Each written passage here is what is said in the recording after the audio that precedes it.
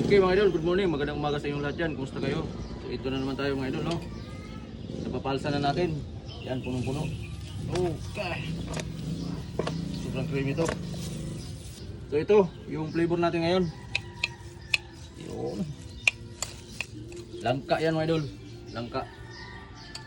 Napakabango. Amoy pa lang. Sarap na.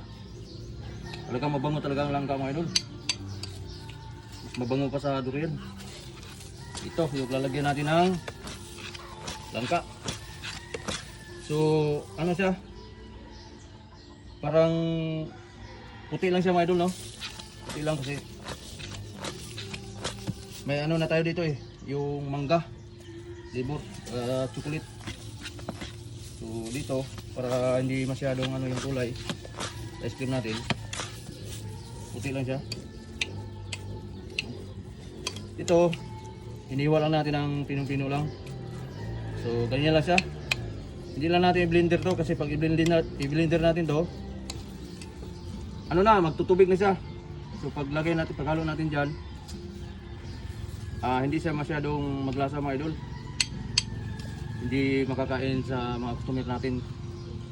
Mas maganda to kasi mayroon silang makakain na bunga. Ito. Yan. Halo natin. Okay. Ang bango. Yan.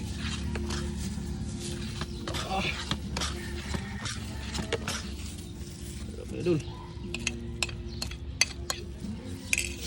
Wah.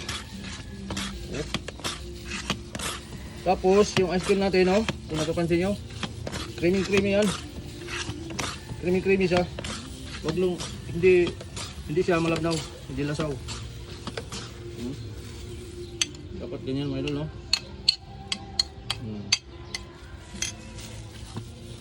Yun. Malalaman mo yan sa ice cream mga idol kapag hindi maganda, no? Kasi pag hinalo pa lang natin tulad yan, marami siyang bula-bula. Marami pong bula-bula. Pero yung sa atin, tingnan nyo. Creamy. Oh. Yan lang maghalo sa langka mga idol, no? Yan, no?